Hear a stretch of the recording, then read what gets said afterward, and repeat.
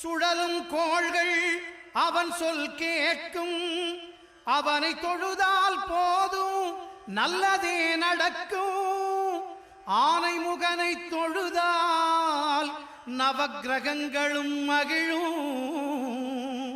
நல்லதே நடக்கும், நல்லதே நடக்கும்.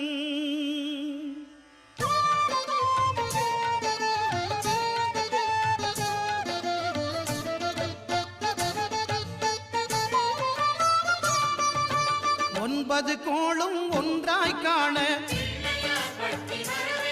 அங்கு கற்பகம் என்னும் கடவுளின் மெய்யில். ஒன்பது கோளும் ஒன்றாய் காண அங்கு கற்பகம் என்னும் கடவுளின் மெய்யில். சூரியன்